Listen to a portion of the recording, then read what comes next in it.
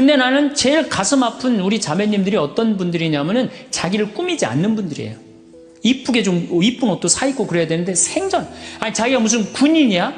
집에 있어도 파마를 해도 꼭 철모 뒤집어 쓴 거 딱 1년 내내 풀어지지도 않는 거 쓰고 앉아갖고 그냥 생전 그냥 마누라라는 게 그냥 맵시 있는 옷 한 번 제대로 입지도 않고. 그럼 남편이 사는 맛이 있어요? 사는 멋이 있어요? 좀 꾸며야죠, 본인이.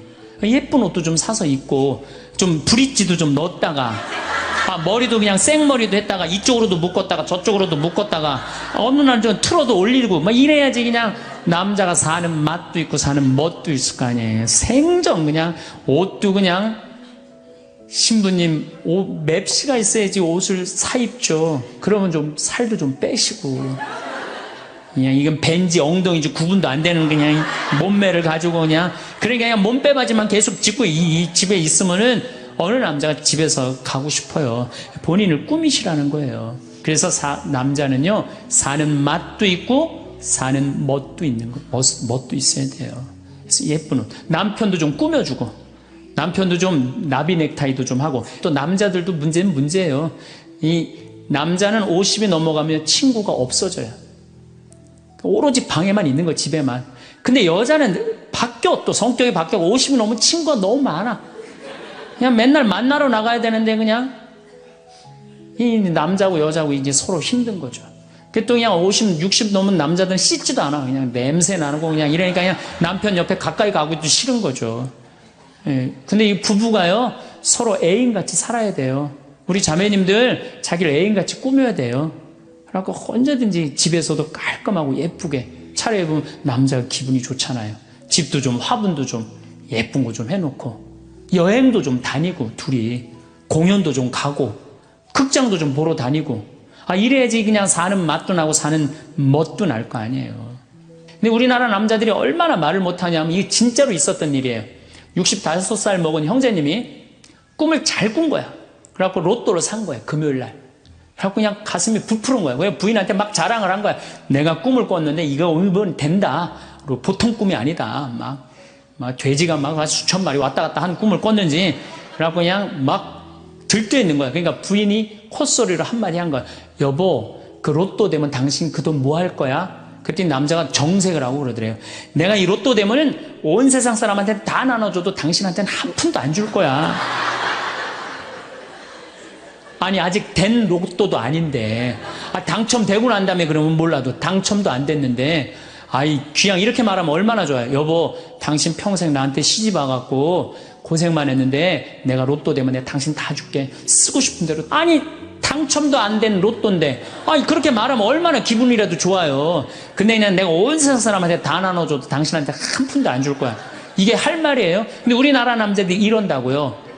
다른 형제님들이, 마누라 너무너무 이쁘고 좋겠다고, 살아봐라야, 눈 한번 하얗게 뜨고 하면 독사가, 그런 독사가 없다. 이런 말 해야 되면은, 우리 마누라는 얼굴만 이쁜 게 아니라 마음은 비단이야. 기분이 얼마나 좋아요. 참 고운 말을 못 하는 거야. 그냥 온 세상 사람한테 다 나눠줘도 당신한테는 한 푼도 안 준다. 그러니까 이 부인이 너무 열받아갖고 한 달 반 동안 밥을 안 해줬대요. 그리고 진짜 무서운 건 집안에서 폭력이에요, 폭력. 더욱이 남자가 여자를 때리는 건 있을 수 없는 일이에요. 부부가요, 때린다는 건 있으면 안 돼요.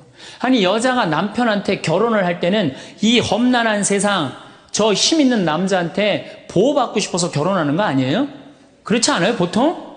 그런데 그 남편이 자기를 때린다고 생각하면요, 이건 치욕이에요, 여자한테는. 그래서 남자가 여자를 때리면 안 돼요. 정말로 이것도 진짜 있었던 일인데, 70이 다 돼가는 할머니인데 평생 남편한테 맞으면서 살았대요. 그런데 또 친구 하나가 평생 남편한테 둘이 이제 할머니가 이제 둘이 친구야. 서로 맞고 살아갖고. 근데 그 평생 맞은 할머니가 하루는 이 친구 할머니한테 전화를 한 거야. 막 웃으면서 전화했대. 너 뭐가 이렇게 좋아갖고 전화했냐? 그랬더니 우리 남편이 이번에 병원에 갔는데, 글쎄 3개월밖에 못 산다고. 나 지금 입을 뒤집어 쓰고 지금 웃으면서 너한테 전화하는 거라고. 이건 너무 불행하지 않아요? 너무 불행하지 않아요? 정말로 자기 부인 아파서 죽는데 따라 죽는 남편도 있는데, 이게 그냥 자기 남편 3개월밖에 안 산다고 이불을 뒤집어 쓰고 막 웃으면서 그냥 전화를 할 정도면 이건 같이 살지 말아야지. 그렇죠? 우리 인간들은 사실은 사랑이 없을 때 외롭죠. 근데 여러분들, 자식이 부모를 사랑하는 게 클까요? 부모가 자식을 사랑하는 게 클까요? 제가 다녀보면요, 다 부모가 자식을 사랑하는 게 크다고 착각하고 있어요. 근데 3살, 4살, 5살 때만 애들에도 누가 더 부모를 사랑하느냐면 자식이 더 부모를 사랑한대요. 왜냐하면 여러분들 3살, 4살, 5살 된 아이들은 누구밖에 없어요? 엄마밖에 없잖아요. 그래갖고 그냥 엄마 치마 붙잡고 그냥 온 데를 다 따라다니잖아요. 근데 엄마는 그때 아이 모임에도 나가야 되고 그냥 여기저기 다녀야 되는데 그냥 딸, 아들이 그냥 계속 매달려 있으면 귀찮아요, 안 귀찮아요? 귀찮을 때 있죠? 그래서 한마디 해도 얜 잠도 없냐고, 좀 가서 좀 자라고. 그래도 그냥 계속. 그러니까 아이가 엄마 아빠를 너무너무 좋아해. 엄마 아빠하고 같이 있고 싶어. 근데 누가 밀어내기 시작하냐면 부모가 밀어내기 시작하는 거예요. 언제까지 밀어내냐면 초등학교 6학년 때까지 계속 밀어내요. 그리고 공부 못한다고 구박까지 해. 밀어내는 것도 모자라서. 그럼 중학교 올라가면 그때부터는 누가 싫어하기 시작해요? 자식이 싫어하기 시작해요. 그래갖고 엄마 아빠를 거절하기 시작해. 근데 엄마 아빠는 똑같은 마음이야. 사랑하는 건 똑같아. 그렇죠? 근데 중학교 올라가면 이놈이 나를 거절하니까 굉장히 섭섭하죠. 그런데 10년 동안 밀어낸 걸 생각해야죠. 10년 동안 같이 아이가 놀아달라고 그럴 때 놀아주고, 매달릴 때 같이 안아주고, 눈 마주쳐주고, 대화해주고, 얘기 들어줬으면은 중학교 올라도 걔는 엄마 아빠 안 미워해요. 그런데 3살서부터 계속 귀찮다고 그러고 자라고 그러고 그냥 뭐 또 때리고 막 공부 못하면 뭐 그냥 네가 그냥 내가 널 낳고 미역국을 끓여 먹고 내가 한심하다고 그러고, 그리고 중학교 올라가고 자식이 엄마 막 째려보고 신경질을 보고 소리 지르면은 그땐 당황스러운 거예요. 그래서 그런 착각을 하지 마시라는 거예요. 자식이 여러분들을 거절하게 되는 데는 누가 기여를 하는 거예요? 여러분들이 기여를 하는 거예요. 제가 신학교 때 부제 때 매스컴 세미나라는 걸 했는데, 그때 어떤 자매가 와갖고 정말 내 눈물을 찔끔 나게 하는 강의를 한 적이 있어요. 이 자매가 아들이 셋 있었대요. 근데 아들이 셋 있는 집은 항상 둘째가 문제예요. 첫째는 첫째라고 잘해주고 막내는 막내라고 잘해주죠. 그렇죠? 둘째는 항상 소외의식을 느껴요. 항상 피해의식을 느낀다고요. 우리 집에도 아들이 셋 있는데 큰아들은 내가 봐도 저 어머니 아버지가 왜 이해가 안 될 정도로 큰아들한테 잘했어요. 잘못해도 다 감싸 안아주고. 이게 큰아들은 대접받는 거죠. 저는 우리 집 막내였는데 저는 정말로 사랑을 많이 받고 자랐어요. 전 중고등학교 다닐 때 내가 신발을 빨아본 적이 없어요. 형들이 다 빨아줬어요. 왜 빨아줬느냐면 안 빨아주면 어머니 아버지가 혼냈으니까, 막내 신발 빨게 한다고. 그래갖고 그냥 우리 집이 이제 제사를 지내도, 우리 집이 이제 아버님이 장손이라 1년에 어렸을 때 13번, 14번 제사를 지냈어요. 제사를 지내면은 제일 탐나는 게 제사상에 문어다리가 제일 맛있잖아요. 그런데 그냥 큰아들은 큰아들이라고 챙겨주고 막내는 막내라고 알아서 해주는데 둘째 형은 문어다리 차지가 안 가는 거예요. 그래갖고 이제 제사 끝나고 나면 이제 고시리 한다고 그러잖아요. 귀신 마중 나가면은 우리 식구들은 다 나가는데 둘째만 안 따라 나가는 거예요. 왜 안 따라 나가냐면 문어다리 훔치려고. 자기가 훔치지 않으면은 자기 챙겨줄 사람 아무도 없잖아요. 우리 둘째 형은 제사가 지나고 1주일이 지나도 2주일이 지나면 문어다리 물고 다녀요. 자기 어디다 감춰놨는지 모르는데. 그래갖고 제가 지금 얼마 전에 한 2년 전인가 설날 집에를 갔어요. 마침 설날은 제사를 지내니까 가갖고 물어봤어요. 아직도 둘째 형 문어다리 훔치느냐고 그랬더니 형하고 누나가 오늘도 문어다리가 없어졌다는 거야. 그거 훔친 거지. 그러니까 50이 돼서도 그 어렸을 때 자기가 소외된 거, 피해의식을 보상받고 싶은 거예요. 근데 이 집에 이제 아들이 이제 중학교 3학년, 초등학교 6학년, 초등학교 3학년 세 아이가 있었대요. 근데 마침 그날은 초등학교 6학년 둘째 아들만 집에 있었대요. 그래서 이 자매님이 남편한테 여보, 둘째 아이 좀 데리고 목욕탕에 데려가서 목욕 좀 시키라고. 그래갖고 아빠도 집에 있으니까 둘째 아들 이제 목욕을 시킨다고 목욕탕에 들어갔대요. 근데 5분이 지났는데 남편이 얼굴이 새빨개져갖고 막 뛰쳐나왔대. 옷도 제대로 안 입고. 당신 왜 애 목욕시키라고 했더니 왜 뛰쳐나오냐? 당신 먼저. 여보, 내가 목욕을 하러 들어갔는데, 저놈이 이상한 말을 한다는 거예요. 그래서, 무슨 말을 하느냐고, 아니, 나도 먹고, 이제 자기도 이제 둘째 아들도 옷을 벗었는데, 딱 옷을 벗었는데, 둘째 아들이 눈을 똑바로 뜨고 아버지한테 그러더래요. 아버지도 벗고, 나도 벗었으니까, 우리 남자 대 남자로 아무것도 안 걸쳤으니까 솔직하게 말 좀 해보자고. 그래서 이놈아 무슨 얘기를 하느냐. 아니, 초등학교 6학년 놈이 딱 빨개 벗고 아버지도 벗고 나도 벗었으니까 우리 솔직하게 얘기 좀 해보자고. 그러니까 얼마나 당황스러워요. 그래서 무슨 얘기냐 그랬더니 아버지는 날 정말로 사랑하는 거냐.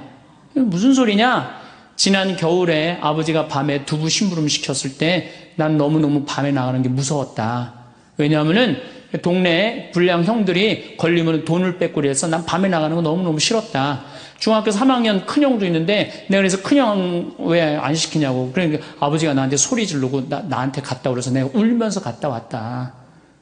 내가 그렇게 무서운데 얼마나 내가 서러웠는지 알았느냐. 그 아버지 나 사랑하는 거냐. 내가 그렇게 마음고생하는 걸 아냐. 뭐 아버지 할 말 없지. 또 아니 내가 구두 닦았을 땐 한 번도 칭찬도 안 하는데 막내가 아버지 구두 닦으면 그렇게 좋아하고 칭찬하고 500원도 주고 그러는데 왜 나는 한 번도 그런 적이 없느냐. 그리고 우리 아들 셋이서 인사할 때 잘 다녀오시라고 그럴 때 내 머리 쓰다듬은 적 있냐.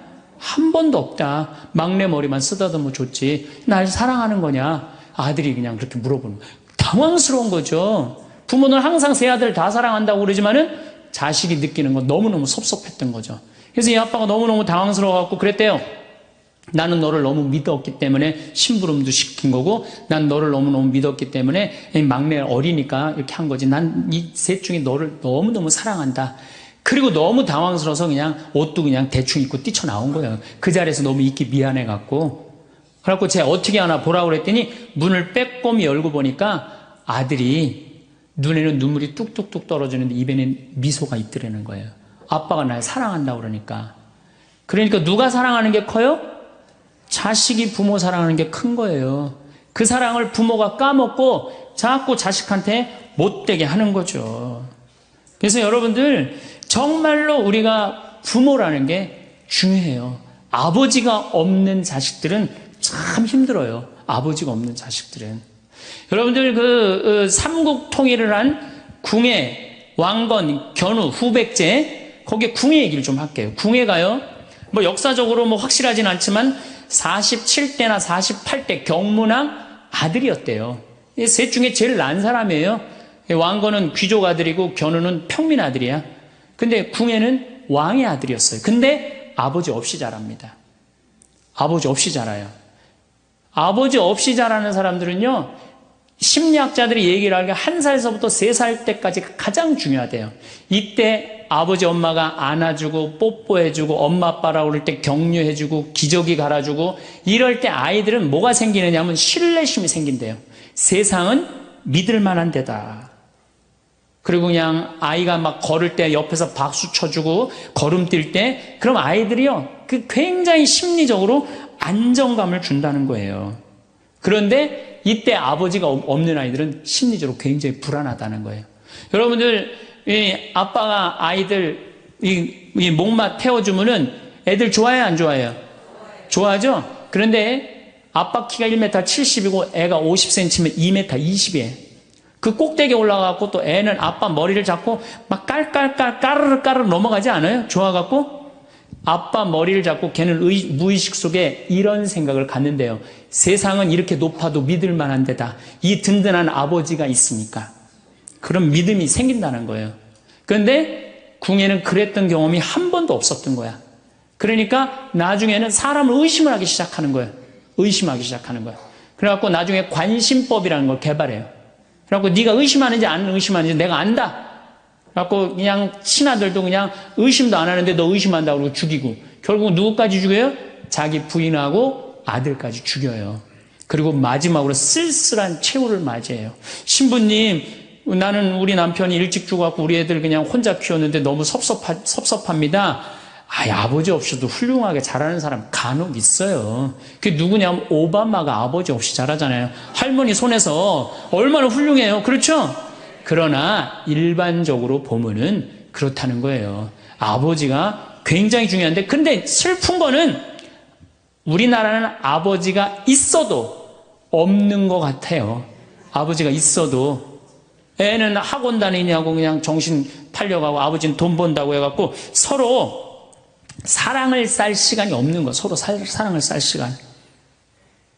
여러분들 자식들이 세상 살아가기 힘들다 하더라도 그 든든한 아버지가 있는 자식들은요, 극복해 나가요.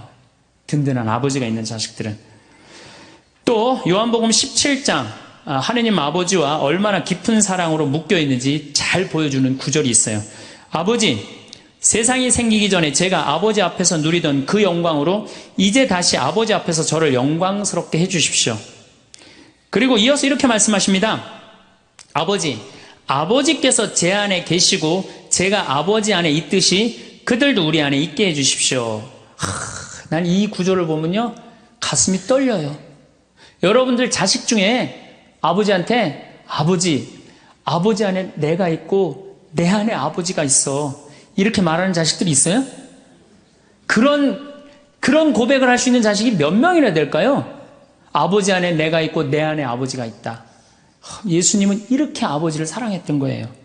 의로우신 아버지, 세상은 아버지를 알지 못하였지만 저는 아버지를 알고 있습니다. 저는 그들에게 아버지 이름을 알려주었고 앞으로도 알려주겠습니다. 아버지께서 저를 사랑하신 그 사랑이 그들 안에 있고 저도 그들 안에 있게 하려는 것입니다. 예수님은 그 말씀을 하고 난 다음에 유다의 배반으로 붙잡히세요. 그러니까 예수님은 활동 시작할 때부터 아버지 얘기 시작해갖고 마지막 끝날 때까지 아버지 얘기한 거야. 아버지하고 이야기를 하는 거를 멈추지 않으십니다.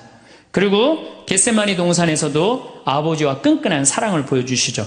아버지, 하실 수만 있으시면 이 잔이 저를 비껴가게 해주십시오. 그러나 제가 원하는 대로 하지 마시고 아버지께서 원하시는 대로 하십시오. 요새 이런 아들이 어디 있어요? 제 뜻대로 말고 아버지 뜻대로 하세요. 이런 아들이 어디 있어요? 다 내 뜻대로 해달라고 그래요, 엄마 아버지가. 그렇죠? 근데 예수님은 하느님 아버지가 그렇게 기뻤던 거야. 맨 마지막에 아버지, 이 사람들을 용서하여 주십시오. 그리고 마지막으로 이런 말씀을 하십니다. 아버지, 제 영혼을 아버지 손에 맡깁니다. 그러니까 이 아버지와 철저한 끈으로 묶여 있었던 예수님은 그 마지막 제자들이 다 버리고 도망갔어도 그 아버지에 대한 사랑, 내 안에 아버지가 있고 아버지 안에 내가 있다는 그 기가 막힌 사랑으로 극복하시고 인류 구원의 문을 여신 거예요. 그렇다면 우리나라 아버지들도 이런 아버지가 돼야지. 자식들한테 이런 아버지가 돼야 되는데 이런 아버지가 과연 몇이나 있느냐. 저는 다행히 우리 아버지를 참 잘 만났어요. 전 참 아버지를 좋아해요. 나는 어렸을 때 추억이 아버지하고 매일 토요일날 일요일만 되면 산에 가갖고 도토리 따고 밤 죽고, 또 내가 망보고 아버지가 대추나무 올라가고 막 서리하고 막 이런 거 많이 했어요. 그래갖고 막 걸려갖고 막 대추밭 주인한테 막 욕먹으면 그냥 얘는 누구냐고 그러면 우리 막내 아들이라고 그러면 그냥 막내 아들 데리고 좋은 거 가르쳐 준다고 그냥. 그리고 어렸을 때 아버지하고 추억 중에 웅덩이가 있어. 웅덩이. 거기에 퍼내면 그 미꾸라지, 그 진흙 안에 미꾸라지 그 잡아내는 정말 그런 추억들이요. 그러니까 지금도 80이 된 아버지를 보면 행복한 거예요. 그리고 시간만 되면 그 아버지 보러 가고 싶고. 그러니까 이제는 효도는 없어요. 뭐만 남아있어? 사랑만 남아있는 거예요. 추억만 남아있는 거예요. 자식하고 얼마나 좋은 시간을 많이 가졌느냐에 따라서 늙었을 때 안 외롭다는 거예요. 어렸을 때 자식하고 한 번도 놀아준 적이 없어. 10살 때까지 놀아줘야 된다는 거예요. 근데 10살 때까지 한 번도 놀아준 적이 없으면은 자식이 늙은 부모들 한 번도 같이 안 놀아준다 이거예요. 그러니까 늙어서 외로운 거는 자식이 못 돼서가 아니라 누가 싸놓은 업보야? 그렇죠. 그러니까 섭섭할 필요 없어요. 자, 그렇다면은 사랑이 없는 엄마, 사랑이 없는 아버지, 엄마도 없고 아버지도 없는 이 세대는 외로울 수밖에 없어요. 그리고 그들은 어차피 떠나게 돼 있어요. 그렇다면 여러분들 옆에 남아있는 건 누구밖에 없어요? 남편. 그렇죠. 50살에 자식들 떠나면 50부터 100살까지 여러분들 옆에 남아있을 수 있는 유일한 사람은 남편밖에 없어요. 근데 여러분들 그 남편한테 잘해요? 옛날에는요 부모한테 자식이 전부였어요. 왜 옛날에는 부모한테 자식이 전부였느냐면 20살에 결혼해갖고 내가 40살이 되면은 자식이 20살이 돼요. 그러면은 되게 50살까지 밖에 못 살았어요. 그럼 자식이 몇 년 효도하면 되냐면 10년만 효도하면 돼요. 그러면 알아서 죽어줘 주니까. 그러니까 옛날엔 자식이 부모한테 애절해서 안 애절했어요. 애절했어요. 그리고 20살 먹은 아들이 왜 50살 먹은 부모한테 죽지 말라고 왜 그렇게 손가락 깨물어서 입에 단지해주고 허벅지 살 잘라갖고 울며 불며 죽지 말라고 그랬을까요? 20살 된 이 아들은 동생이 17살, 14살, 11살, 8살, 5살, 2살 동생이 줄줄이 있는 거야. 근데 엄마 아빠가 지금 죽으면 이거 누가 키워야 돼? 자기가 키워야 되니까 죽지 말라고 그러는 거예요. 죽어도 이거 누구까지 다 키우고 죽어? 막내까지 키우고 죽어라 이거야. 근데 만약에 우리 엄마 아버지가 막내까지 다 키웠다? 그러면 엄마 아버지 나이가 60이 되는 거예요. 그래서 60까지 산 부모한테 너무 고맙다고 차려준 잔치가 환갑잔치예요. 근데 이 환갑진갑 다 받아먹고 갈 생각을 해요, 안 해요? 안 하잖아요. 이게 큰 문제예요. 그러니까 자식이 모시다가 지치는 거예요. 그러니까 부모 60, 70부터는요 부모 관심 없어요. 그러면은 50 넘어서는 누가 옆에 있어요? 남편밖에 없어요. 여러분들 지금 우리나라 100살 이상이 몇 명이냐면 2,500명이에요. 100살 이상이. 90세 이상이 몇 명이냐면 9만 명이에요. 80세 이상은 몇 명이냐면 80만 명이에요. 70세 이상은 몇 명이냐면 240만 명이에요. 그러니까 이제 안 죽어. 안 죽어요. 여기 죄송하지만 60세 넘으신 분들 손 들어보세요. 손 들어 괜찮아요. 이게 문제라는 거예요, 이게. 자식은 이미 떠나 있고 50 넘었고 60 넘어갖고는 누가 옆에 있어요? 남편밖에 없어요. 그러면은 자식한테 잘해야 됩니까? 남편한테 잘해야 됩니까? 남편한테 잘해야 돼요. 우리나라는요 안사람 바깥사람 제도가 있어요. 그래갖고 안사람은 집에서 애 놓다 죽고 바깥사람 바깥에서 돈 벌다 죽었어요. 근데 이게 의술이 좋고 영양이 좋고 고생을 안 하다 보니까 바깥사람이 50이 넘어도 안 죽는 거야. 안 죽어갖고 직장에서 쫓겨나갖고 집안에 들어와서 안사람이 돼버려요. 딱 안방에 이제 들어앉아 있는 거죠. 예. 근데 집안에 들어와갖고 부인 일을 도와주면 좋은데 도와줘요, 안 도와줘요? 안 도와주고 그냥 할 일 없으니까 마누라 하는 일 챙겨내, 안 챙겨내요? 챙겨내죠? 이게 미치는 거지, 그때부터. 젊었을 때는 맛있는 거 차려놓고 여보 일찍 들어와. 그래도 생전 안 들어오더니 이제 50 넘어서는 굳이 집에 안 들어와도 되는데 때 따라 철 따라 집에 들어오네. 그러니까 여러분들이 자식들 품에 안하고 키울 때는 외로운지 몰라요. 그렇죠? 근데 자식 떠나고 나면은 체인징 파트너를 해요. 이쁜 자식은 떠나고 쭈글쭈글한 남편이 돌아오는 거야. 그런데 50부터 110살까지 살려면은 젊었을 때 같이 여행 다니는 추억도 있어야 되고 젊었을 때 사랑도 쌓여 있어야지 50 넘어갔고 100살까지 그 추억 먹고 살 거 아니에요. 근데 그런 추억이 하나도 없어. 그 50 넘어갖고 와갖고 그냥 잔소리만 하고 그냥 그러면은 그 남편이 싫은 거예요. 그러니까 서로 한 집에 살지만은 각방 따로 쓰고 외롭게 사는 거죠. 그래도 여러분들은 괜찮아요. 여러분들은, 우리 신부들은요 진짜 불쌍해요.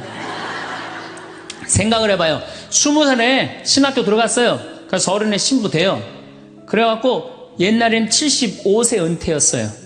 75세 은퇴. 75세는 그래도 괜찮았어요. 은퇴하고 그냥 거의 바로 이제 세상 떠나시니까 요즘 70세로 은퇴가 내려왔어요.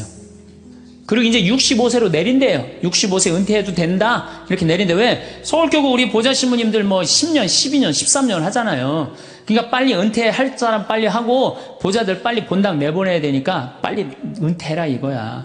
그러면은 65세부터 은퇴해갖고 우리 부관장 신부는 110살까지 산단 말이야.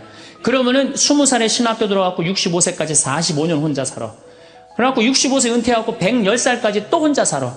45년, 90년 혼자 사는 거야. 그래서 나는 우리 신부님들 은퇴시키는 거 반대하는 신부예요.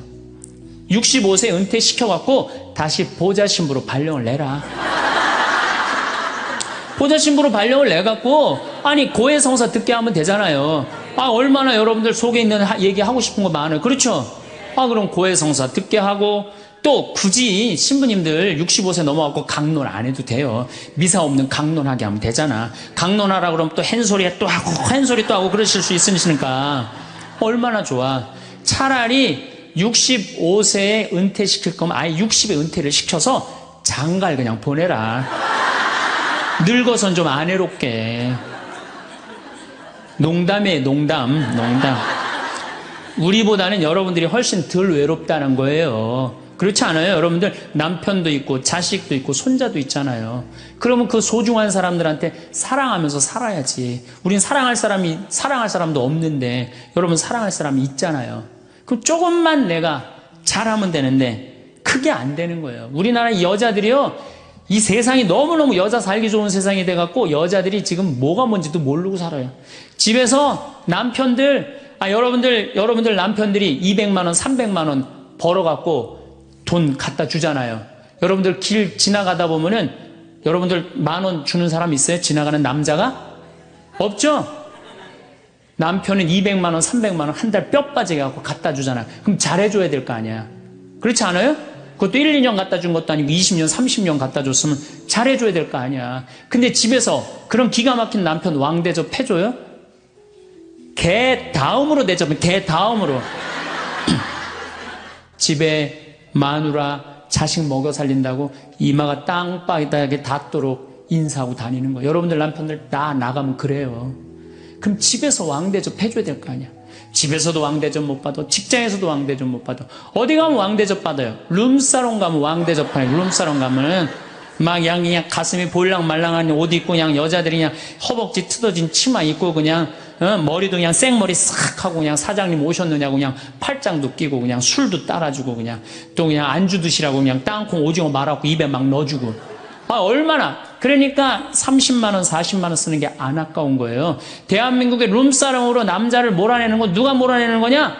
여자들이 난 몰아낸다고 생각해요. 여자들이. 마누라라는 게 아침에 출근할 때 보면 막 사자머리를 해갖고 막 귀신 눈을 해갖고 그냥 여보 다녀와 그냥 다녀오게 하고 난 다음에 다녀오라고 그래야지. 예쁘게 차려입고 문 입구에서 여보 다녀와. 그러면 내가 이렇게 이쁜 마누라 있는 집에 돌아와야 돼. 그런 마음으로 나가서 일할 거 아니에요. 사자머리 밥도 제대로 안 챙겨주고 그냥 다녀오라고 그러고. 또 대한민국 남자들은 또 착해요. 또 다녀오랜다고 저녁에 여보 나 다녀왔어. 예. 근데 아직도 그냥 사자머리를 하고 그냥 텔레비 보고 앉아있으면 어느 남자가 집에 들어가고 싶겠어요. 그렇지 않겠어요? 그래서요, 사람은요, 부부는요, 사는 맛이 있어야 돼요. 사는 맛이. 50이 넘으면요, 남자가 테스토스테론은 없고 에스트로겐만 있어요. 여성 호르몬이 자꾸 나와요. 그래서 성적인 능력이 사라져요.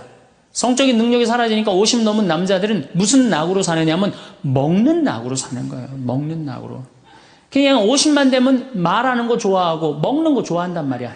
근데 이 남자는 50이 넘으면 먹는 걸 좋아하는데 50이 넘은 여자는 이 세상에서 제일 하기 싫은 게 밥이야, 밥.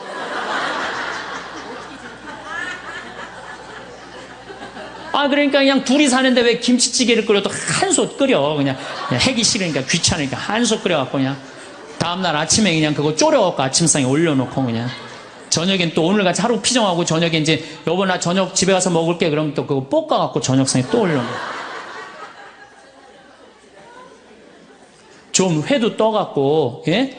여기 가깝잖아요. 회시장 가갖고 우럭 회 맛있잖아요. 매운탕도 떠갖고 소주도 한 병 사고 그래갖고 그냥 허벅지 트어진 치마 이브닝 드레스도 하나 딱 입고 저녁에 남편 들어오면 여보 이거 내가 한 거야 딱 술 따라주면 남자가 얼마나 살맛이 나요. 사는 맛 나지 않겠어요? 예, 좀 신선로도 좀 해갖고 탁 하고 짜장면도 좀 만들어주고 베트남 국수도 좀 해서 주고 요즘 뭐 또 순대 또 그냥 유명한 데 많잖아요.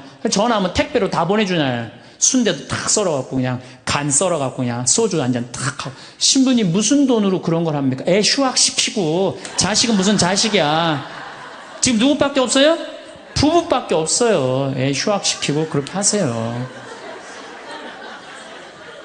신부님, 난 휴학시킬 자식이 없는데 집 잡혀요. 나이 드신 분들은 은행에 가고 집 잡혀가고 다 쓰세요. 자식 물려줄 생각하지 말고. 예. 그래야지 사는 맛으로 사는 거 아니에요. 그리고 부부는 사는 맛으로도 살아야지만 사는 멋으로도 살아야 돼. 사는 멋이 있다. 멋있게 살아야 될 거 아니에요. 근데 나는 제일 가슴 아픈 우리 자매님들이 어떤 분들이냐면은 자기를 꾸미지 않는 분들이에요. 이쁘게 좀 이쁜 옷도 사 입고 그래야 되는데 생전 아니 자기가 무슨 군인이야? 집에 있어도 파마를 해도 꼭 철모 뒤집어 쓴 거 딱 1년 내내 풀어지지도 않는 거 쓰고 앉아갖고 그냥 생전 그냥 마누라라는 게 그냥 맵시 있는 옷 한 번 제대로 입지도 않고 그럼 남편이 사는 맛이 있어요? 사는 멋이 있어요? 좀 꾸며야죠, 본인이. 예쁜 옷도 좀 사서 입고, 좀 브릿지도 좀 넣었다가, 머리도 그냥 생머리도 했다가, 이쪽으로도 묶었다가, 저쪽으로도 묶었다가, 어느 날 좀 틀어도 올리고, 막 이래야지 그냥 남자가 사는 맛도 있고, 사는 멋도 있을 거 아니에요. 생전 그냥, 옷도 그냥, 신부님, 맵시가 있어야지 옷을 사 입죠. 그러면 좀 살도 좀 빼시고. 그냥 이건 벤지 엉덩이지 구분도 안 되는 그냥 몸매를 가지고 그냥 몸빼바지만 계속 짚고 이 집에 있으면은 어느 남자가 집에서 가고 싶어요. 본인을 꾸미시라는 거예요. 그래서 남자는요, 사는 맛도 있고, 사는 멋도 있는 거, 멋도 있어야 돼요. 그래서 예쁜 옷. 남편도 좀 꾸며주고, 남편도 좀 나비 넥타이도 좀 하고 남자가 50이 넘으면요 제가 지난 미국에 한번 강의를 갔는데 너무 멋있는 부부를 봤어요. 남편이 한 60쯤 돼 보이는데 식사를 같이 하려고 그러는데 남편이 살짝 머리가 벗겨졌더라고요. 근데 부인이 사각물을 탁 차에 하더라고요. 남편을 바깥에서 만났는데 딱 했는데 부인이 여보 이거 써 탁 씌워주는데 너무 멋있더라고요. 여러분들 앞 백화점에 가갖고 남편 좀 사각모도 좀 멋있는 거 좀 중절모도 멋있는 거 사서 탁 씌우면 얼마나 좋아. 그렇지 않아요? 옷도 이제 50이 넘으면요 단색을 입어야 돼요. 노란색을 입든지 초록색을 입든지 아니면 빨간색을 입든지 그래야지 좀 젊어 보이는데 이거는 그냥 김치국물 떨어져도 안 보이는 체크무늬 사서 입혀갖고 그냥 1년 내내 빨아주지도 않고 그냥 맛도 없고 멋도 없는 거죠. 그래서 좀 무슨 돈으로 애 휴학시키고 자식은 무슨 자식이에요. 여러분들 이제 50이 넘어가갖고요. 여러분들의 유일한 동반자는 누구밖에 없다? 남편밖에 없다. 그럼 남편한테 잘해줘야죠. 제가 여러분들한테 꼭 부탁하고 싶은 거는 옛날에 중세시대는요. 성제집 다 팔아갖고 갔어요. 다 팔아서 그냥 예루살렘 가는 걸로 끝나는 거예요. 거기서 죽어도 여한이 없다고. 그러니까 여러분들도 예수님 어제 복음에 자케오 얘기 나왔죠? 그 예리고 얼마나 좋아요. 그리고 그냥 갈릴레아도 좀 호수도 가보고 얼마나 좋아요. 신부님 무슨 돈으로? 휴학시키고 그 돈이면 충분해요. 한번 갔다 오면은요 신앙이 틀려지거든요. 성주순례도 가고 제가 지난 9월인가 작년 9월에 성주순례를 한 40분 하고 갔다 왔는데 어떤 형제님이 70 먹은 형제님이 기가 막힌 말씀을 하시더라고요. 무슨 말씀을 하시냐면은 내 강의를 듣고 집을 잡혀서 왔대요. 근데 가만히 생각을 해보니까 집은 은행에 잡히면 대출을 해준대요. 은행에 잡히면 대출해주잖아요. 근데 나이는 대출해주는 데가 아무 데도 없대요. 여러분들 누가 나이 대출해줘? 한 살이라도 더 먹기 전에 다리에 힘 풀리기 전에 갔다 오셔요. 그리고 내가 성주순례를 가면은 너무 행복해하는 거예요. 자매님들이. 그래갖고 나는 은혜 받아갖고 성제 갖고 그냥 성령을 충만히 받아갖고 10일 동안 저렇게 행복하고 그냥 은총에 그냥 가득한 줄 알았더니 12일 동안 밥을 안 하잖아. 밥을.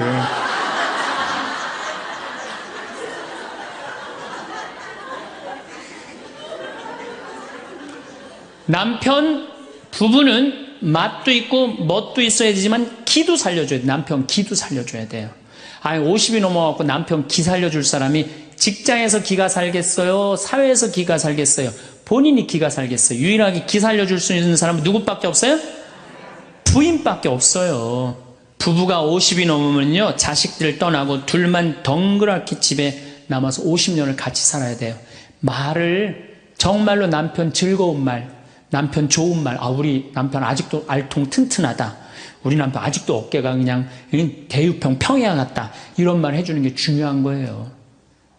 그런데 그냥 말을 진짜 못해. 내가 2000년 역사상 말 진짜 못하는 놈 한 놈 알고 있어요. 어떤 놈 진짜 말 못하느냐면은 십자가상 예수님 십자가 위에 매달렸을 때 왼편의 강도. 진짜 말 못하는 놈이에요, 그놈. 이제 십자가 매달렸어. 너무 아파. 자기도 이제 죽기 일보 직전이고 옆에 구세주라는 사람도 옆에 있단 말이야. 그러니까 그냥 이 사람이 막 분이 치밀었나 봐요. 야, 네가 무슨 구세주냐? 네가 구세주라면 너도 살리고 나도 살려봐라. 너도 죽는 주제에 무슨 구세주냐? 막 욕을 해댄 거예요. 그러니까 예수님이 그냥 매달려갖고 아파 죽겠는데 이놈이 이상한 소리 하니까 대꾸도 안 해요. 대꾸도 안 해. 성서 보면은 그냥 가만히 계세요. 근데 내가 2000년 역사상 진짜 말 잘하는 사람 한 사람 알고 있어요. 그게 누구냐면 오른편 강도예요. 얼마나 말을 잘하느냐면은 그렇게 얘기를 하니까 이 왼편에 있는 강도 혼내요. 야, 이놈아, 니놈하고 나는 죽어도 싸. 강도 짓을 했으니까. 근데 저분이야말로 무슨 죄가 있어. 가난한 사람, 병든 사람 함께 해주고 인간을 사랑하신 분인데, 그리고 이 강도가 한마디 해요. 주님, 마지막 날에 저를 기억해 주십시오. 그러니까 그냥 예수님이 왼편에 있는 놈한테는 대답도 안 하던 예수님이 그렇게 아파도 오른편에 있는 강도한테 한마디 해요. 너야말로 오늘 나와 낙원에 들 것이다. 이 말 한마디 잘한 바람에 그냥 예수님하고 1호로 천당에 올라간 사람 아니야. 그렇지 않아요? 루카복음 23장에 나오는 얘기예요. 루카복음에. 그러니까 여러분들 남편 칭찬을 해주세요. 남편. 얼마 전에 제가 우리 동창 신부 아버님이 돌아가셔갖고 장례미사를 갔는데 마침 그날 어떤 동탄에 있는 본당 총회장님이 은퇴 신부님 10분을 초대해갖고 식사, 보고 초대를 했어요.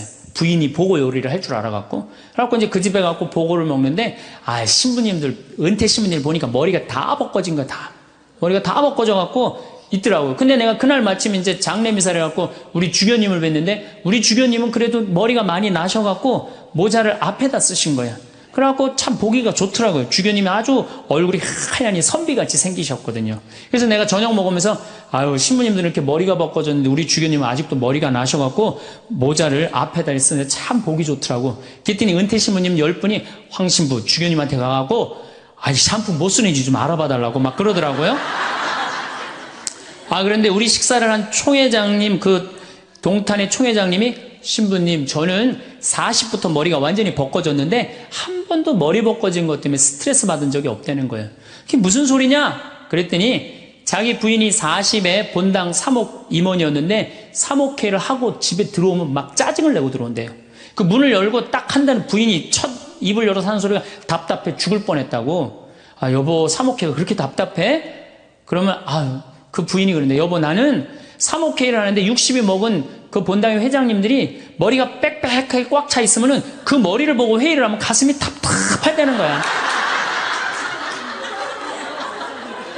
그리고 이제 자기 남편을 보고 머리가 완전히 대머리인 남편을 보고 한마디 한대요. 이제야 가슴이 뻥 뚫린다고. 이게 얼마나 남편을 기를 살려주는 말이에요. 그렇지 않아요? 그러니까 여자는 맛도 있고 멋도 있고 누구 기도 살려줘? 남편 기도 살려줘야 되는 거예요. 부처님은요 7종류의 아내가 있다고 그래요. 첫째, 남편을 죽이는 아내가 있대요. 더러운 마음을 가지고 남편에 대한 사랑이 없고 남편을 업신여기는 아내. 아내가 권력이 세면 남편이 모든 것을 참고 침묵하기 때문에 그 참느냐고 빨리 죽는데요. 남편을 죽이는 아내가 있대요. 두 번째는 도둑과 같은 아내가 있대. 남편이 힘들게 돈 벌어 갖고 오면은 그거 그냥 막 써갖고 그냥 살림살이 엉망으로 하는 아내. 도둑과 같은 아내. 셋째, 주인과 같은 아내. 주인 행세하는 거죠. 그래갖고 그냥 자기는 일 안 하고 남편 막 시키는 주인과 같은 아내가 있고. 그 다음에 네 번째는 어머니와 같은 아내가 있대요. 항상 남편을 사랑하며 자식 대하는 것처럼 남편을 보호해주는 아내가 있대요. 그 다음에 누이 동생과 같은 아내. 남편을 섬기기를 당하고 자매와 같은 귀여움을 떨고 애교를 떠는 그런 누이 동생과 같은 오빠 하면서 그런 아내가 있다는 거예요. 그 다음에 친구 같은 아내가 있다는 거예요. 직장에서 마치고 피곤해서 돌아오면은 남편을 반가이 맞이해주고 술 한잔을 하면서 하루를 이야기를 나누는 친구 같은 아내. 그 다음에 요건 시대에 좀 안 맞지만은 종과 같은 아내, 남편을 극진히 섬기는 아내가 있다는 거예요. 여러분들은 7번째 중에 몇 번째에 들어가세요?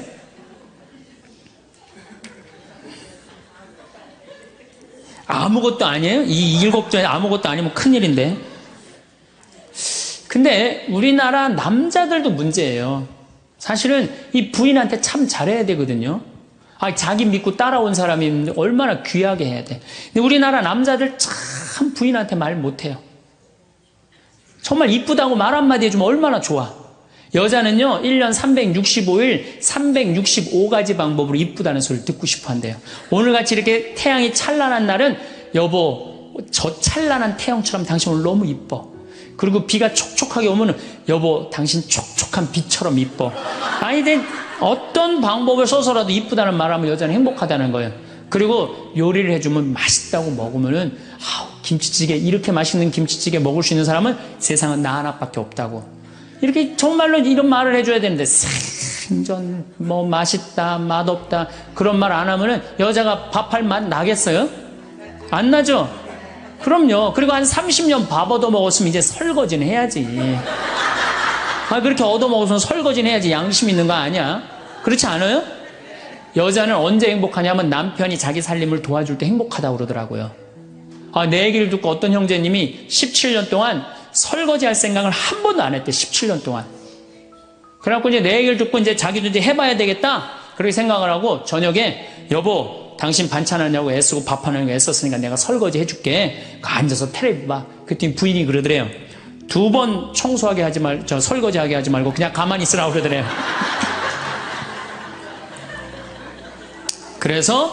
그래서 이 남편이 그랬대요. 아니야 내가 오늘 해보고 싶어서 그래. 그리고 설거지를 했대요. 그리고 이제 그 형제는 미사 해설하러 성당에 갔는데 메시지가 왔대요. 여보 나는 오늘 당신이 한 설거지 지금 다시 하고 있어. 하지만은 오늘처럼 행복한 날은 없어. 17년 결혼 생활 중에 오늘처럼 행복한 날은 없어. 고마워. 내 살림살이를 도와줘서. 그 메시지를 형제님이 나한테 보냈어요. 신부님 요 조그마한 거 이렇게 행복할 수 있는데 내가 왜 이제까지 안 했는지 모르겠다고. 그러니까 우리 정말 부인한테 정말로 자매님들한테 서비스 해줘야 돼. 이제는 서로를 사랑해야 돼요. 서로를 사랑하고 아껴줘야 돼요. 그러니까 여러분들 남편한테 잘하세요. 또 여기 있는 우리 형제님들 누구한테 잘해요? 그래도 나이 먹어갖고요. 여러분들 지금 신부님 난 도저히 우리 남편하고 못 살 거예요. 지금 바꿔봐야 거기서 거기에요. 지금 바꿔봐야. 자, 남자하고 여자하고 얼마나 서로를 이해를 못하느냐 하면은 남자는 하루에 2,000마디만 하면은 말 끝난대요. 근데 여자는 하루에 6,000마디를 해야 된대요. 그러니까 여자가 훨씬 말이 많은 거죠. 남자는 직장에 갔다 오면 할 말 끝난 거예요. 집에 할 말이 아무것도 없는 2,000마디 이미 다 했는데 할 말. 남자로 사람으로서 할 말 끝났는데 뉴욕의 게리 마카스라는 교수가 이 통계를 냈어요. 그래갖고 여자는 이제 남자가 이제 남편이 이제 집에 들어올 때만 기다리는 거야. 뭐 이웃집 아줌마 얘기도 하고 싶고 본당시 뭐 욕도 하고 싶고 막 그래갖고 기다리고 있는데 남편이 들어와서 여보 그 집 남편은 그렇게 힘들게 돈을 버는데 여자는 맨날 찜질방 다니고 그냥 링크코트 입고 다니고 정신 나간 여자라고. 그럼 남편은 할 얘기가 없는 거야. 쓸데없는 소리 하지 말고 밥이나 내놓으라고. 그럼 여자는 미치는 거예요. 진짜 괜찮은 남자들은 어떤 남자들이냐면은 그래 여보? 그럼 안 되지. 부인이 살림을 잘 살아야지. 남자가 그렇게 고생을 하는데 추임새를 넣어주고 속으로 외우세요. 500마디, 1000마디, 2000마디. 그래갖고 딱 속으로 4000마디 딱 끝나면 여보 이제 자자. 이래야지 이 남자는 후환이 없는 남편이에요. 여자 말을 들어줘야 돼요. 그래서 남자하고 여자하고 틀린 점이 이거야. 반대로 우리 자매님들은 여자는 흥분을 하면 5분이면 흥분이 끝난대요.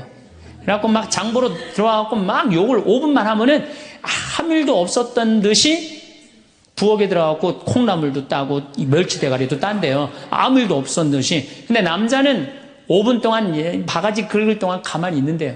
5분 지나면 그때부터 승질이 나기 시작한대. 근데 남자는 한번 승질이 나면 최소한 30분은 성질을 내야 된대.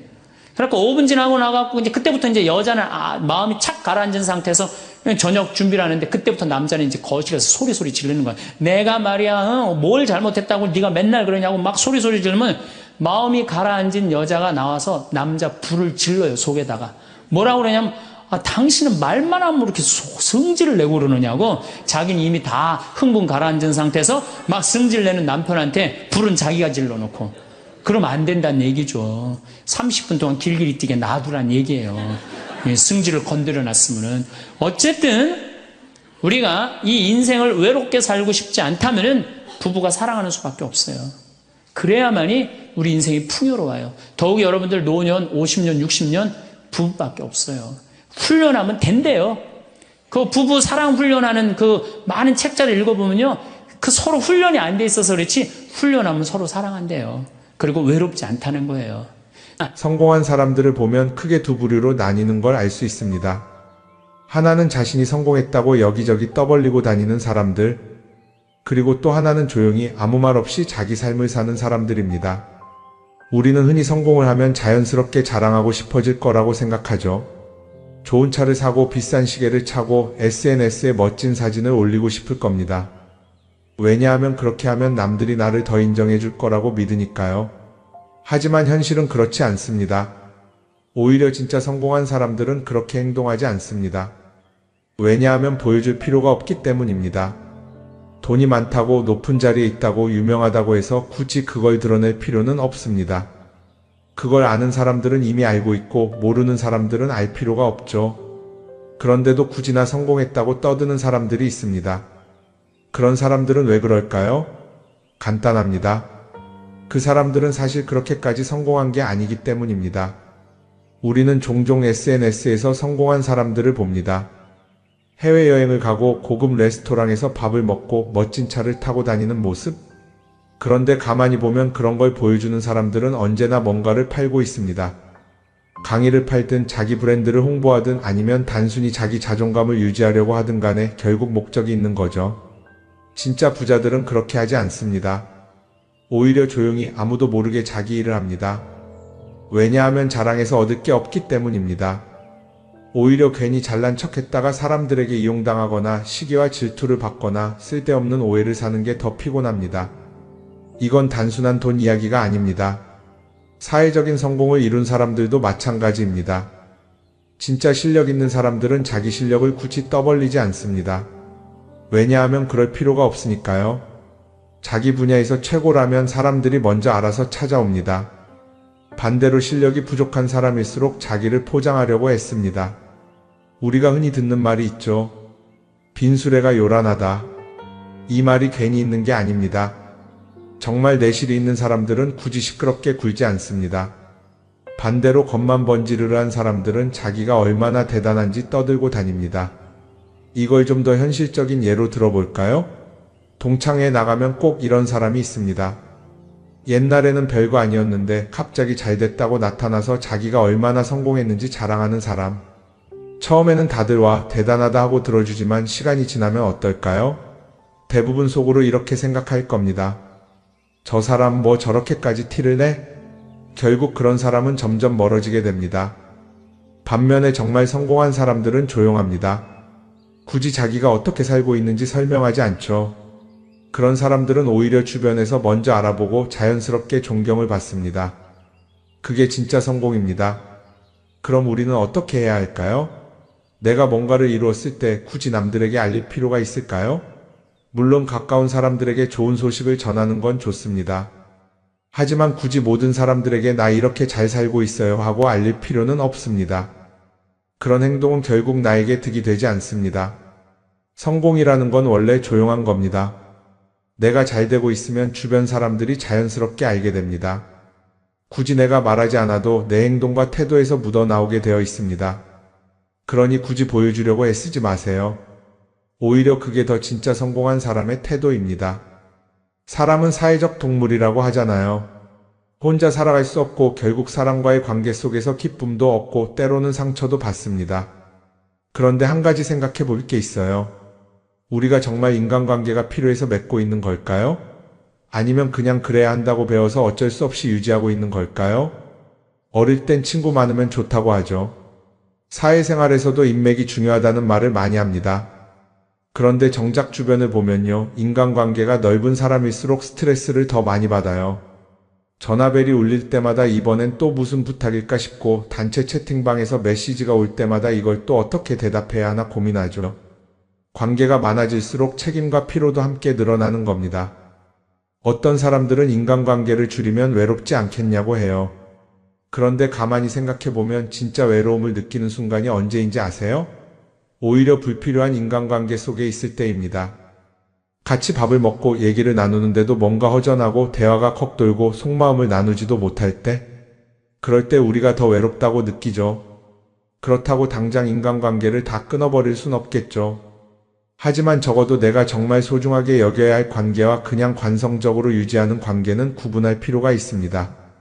예를 들어 매번 나한테 부탁만 하고 정작 내가 어려울 땐 연락 한 번 없는 사람. 내가 실수하면 뒷담화를 하면서 내 앞에서는 웃는 사람. 이런 관계를 굳이 계속 이어갈 이유가 있을까요?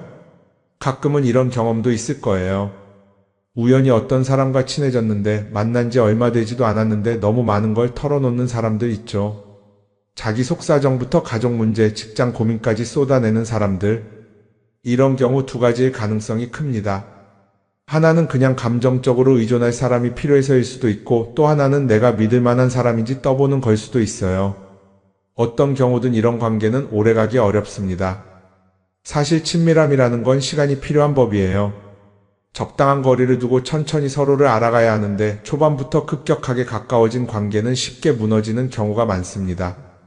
처음엔 친하다고 생각했는데 어느 순간 사소한 일로 틀어지고 결국 남보다 못한 사이가 되는 거죠. 그러면 인간관계를 어떻게 해야 할까요?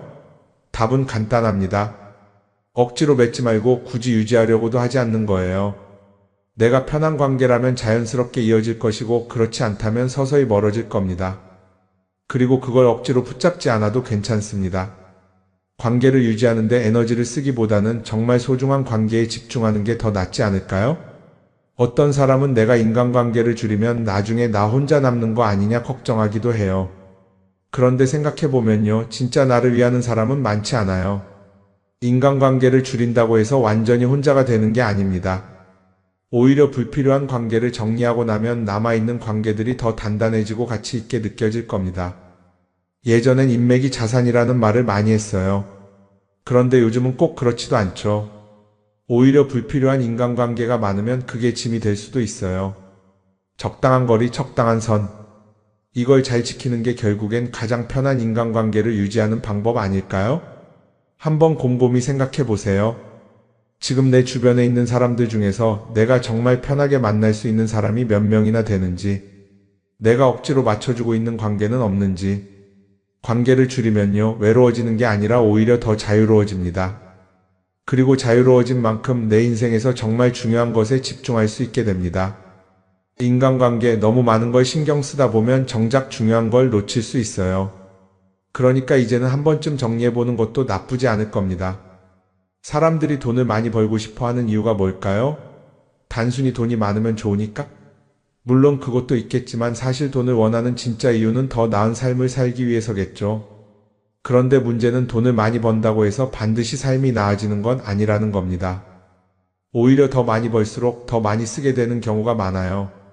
가끔 이런 생각해 본 적 없으세요? 예전에는 돈이 지금보다 훨씬 적었는데 이상하게 그때가 더 여유로웠던 것 같다. 왜 그럴까요? 사실 우리가 원하는 건 돈 그 자체가 아니라 돈을 통해 얻을 수 있는 자유인데 돈을 벌면 벌수록 그 자유를 잃어버리는 경우가 많아요.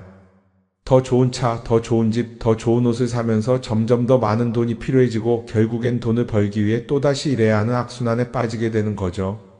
한번 생각해 봅시다. 우리가 정말 필요해서 뭔가를 사는 경우가 얼마나 될까요? 필요해서라기보다는 남들이 가지고 있으니까, 없어 보이기 싫으니까, 혹은 그냥 기분 전환을 위해서 소비하는 경우가 훨씬 많아요. 그리고 그런 소비를 할 때마다 스스로 이렇게 합리화를 하죠. 이 정도는 나를 위한 투자야. 그런데 가만히 보면 그 소비가 진짜 나를 위한 소비인지 아니면 그냥 사회가 만든 기준에 끌려가고 있는 건지 헷갈릴 때가 많습니다. 예를 들어 예전에는 스마트폰 하나면 충분했는데 이제는 스마트워치도 있어야 하고 무선 이어폰도 필요하고 태블릿도 있어야 할 것 같고 하나를 사면 또 다른 무언가가 필요해지는 시기예요. 사실 이건 우리가 그렇게 만들어진 겁니다. 광고도 그렇고 SNS도 그렇고 자꾸 우리에게 이렇게 말하죠. 이걸 사야 더 행복해질 수 있어요. 그런데 정작 그걸 사고 나면 어때요? 처음 며칠은 좋죠. 그런데 시간이 지나면 또 다른 걸 사고 싶어져요. 왜냐하면 물건이 우리를 오래 행복하게 만들어주지는 않거든요. 특히 요즘은 SNS가 이런 소비 심리를 더 부추기는 것 같아요. 예전에는 친구들끼리 만나서 나 새로 샀어 하고 자랑하는 게 전부였는데 이제는 SNS에 올리면서 전 세계 사람들에게 보여주잖아요. 그러다 보니까 남들도 다 뭔가를 사서 올리고 나도 따라해야 할 것 같은 기분이 드는 거예요. 그런데 중요한 건 그 사람들도 사실은 나와 똑같은 기분이라는 겁니다. 내가 남을 부러워하는 만큼 나도 누군가에게 부러움을 사려고 애쓰고 있는 거죠. 결국 끝없는 비교와 소비 속에서 진짜 중요한 걸 놓치게 되는 겁니다. 한번 이렇게 생각해보면 어떨까요? 만약 내가 지금부터 딱 1년 동안 불필요한 소비를 하지 않는다면 내 삶이 어떻게 변할까? 아마 처음에는 답답할 수도 있어요. 사고 싶었던 걸 참아야 하니까. 그런데 그걸 몇 번 참고 나면 어느 순간 깨닫게 될 겁니다. 내가 굳이 이걸 안 사도 괜찮네? 그렇게 불필요한 소비가 줄어들면 자연스럽게 돈이 쌓이겠죠. 그런데 돈이 쌓이는 것보다 더 중요한 게 있어요. 바로 마음의 여유가 생긴다는 겁니다. 돈을 쓰지 않는다고 해서 불행해지는 게 아니라 오히려 소비로부터 자유로워지면서 진짜 행복을 찾을 수 있어요. 물론 이걸 실천하는 게 쉽지는 않겠죠. 우리 주변에는 소비를 부추기는 것들이 너무 많으니까요. 하지만 적어도 이런 건 해볼 수 있습니다. 뭔가를 사고 싶을 때 한 번만 스스로에게 물어보는 거예요. 이게 정말 나한테 필요한 걸까? 아니면 그냥 순간적인 욕심일까? 만약 그 질문을 던졌을 때 5초 안에 당연히 필요하지 라는 답이 나오지 않는다면 사실 그건 없어도 되는 물건일 가능성이 큽니다. 정말 필요한 건 고민할 필요도 없이 바로 떠오르거든요. 그러니까 이제는 한 번쯤 생각해 봐야 할 것 같아요.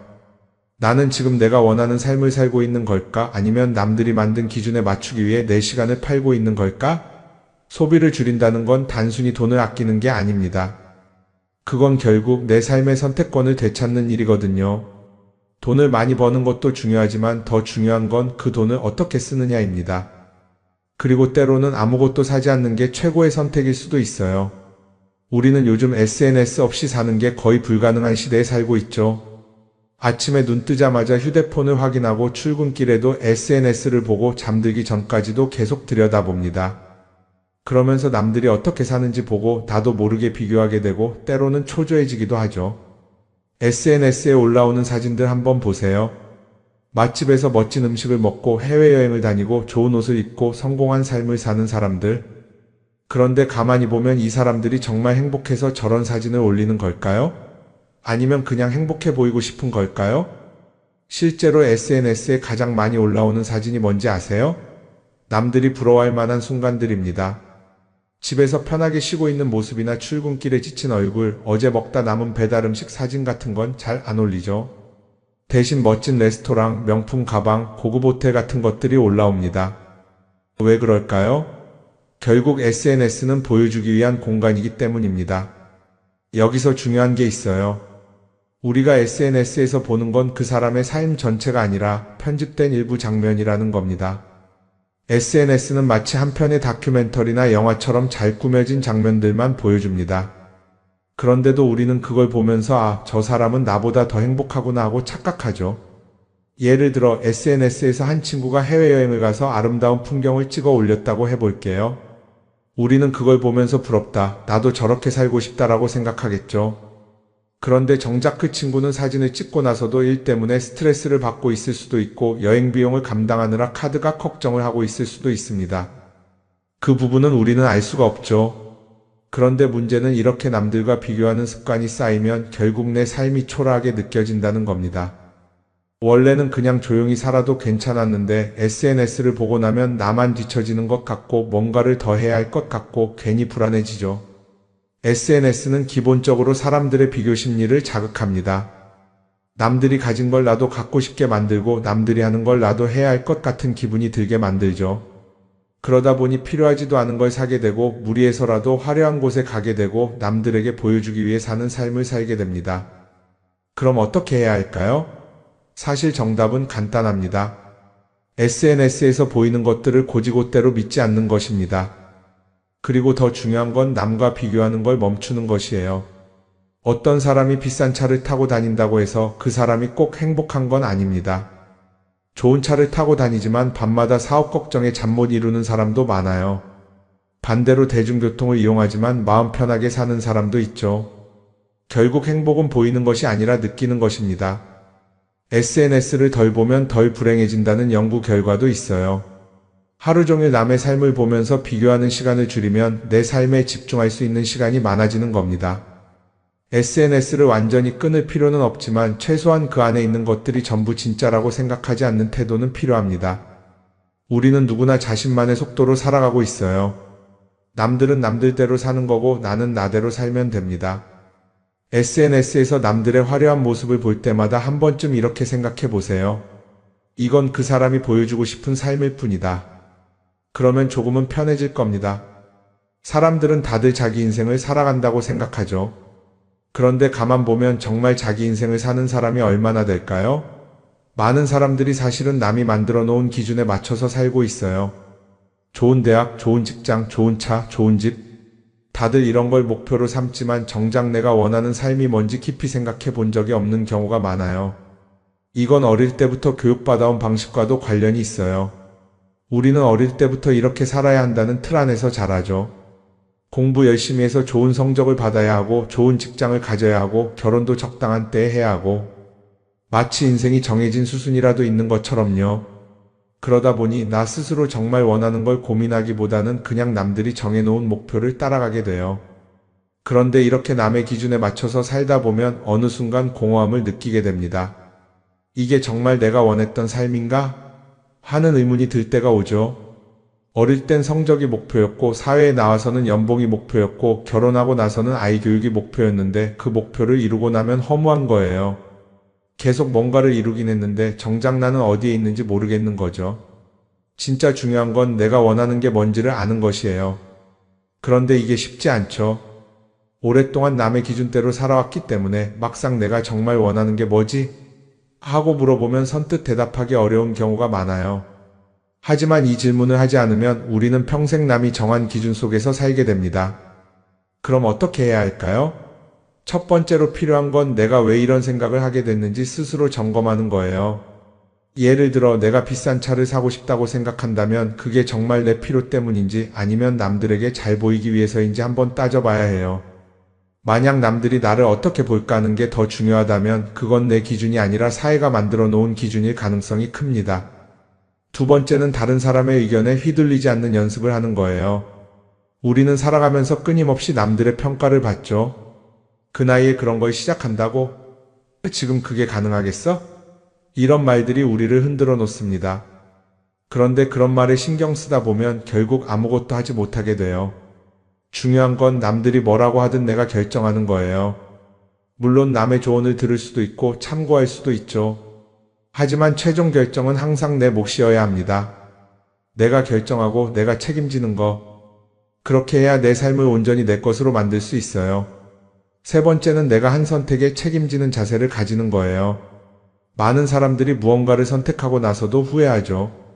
괜히 이걸 했나? 이 선택이 잘못된 건 아닐까? 그런데 한 가지 확실한 건 후회한다고 해서 과거가 바뀌지는 않는다는 거예요. 내가 한 선택이라면 그 선택이 틀렸다고 해도 받아들이고 그 안에서 최선을 다하는 게 더 중요해요. 이렇게 말하면 그럼 실수하면 어떡하죠? 라고 걱정하는 분들도 있을 거예요. 하지만 생각해보면 우리가 실수를 두려워하는 이유도 결국 남의 시선 때문이에요. 내가 실패하면 남들이 날 어떻게 볼까? 이런 걱정이 더 크죠. 그런데 남들은 생각보다 우리한테 관심이 없어요.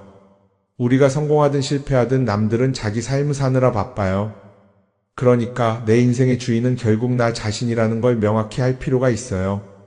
내 선택을 하고 그 선택에 책임지면서 남이 아니라 나에게 맞는 길을 찾는 것. 그게 진짜로 내 삶을 살아가는 방법이 아닐까요? 어쩌면 우리는 너무 오랫동안 이렇게 살아야 한다는 틀 속에 갇혀 있었는지도 모릅니다. 하지만 이제는 한 번쯤 생각해 봐야 합니다. 나는 진짜 내 삶을 살고 있는가? 그리고 만약 아니라면 지금부터라도 조금씩 바꿔보면 어떨까요?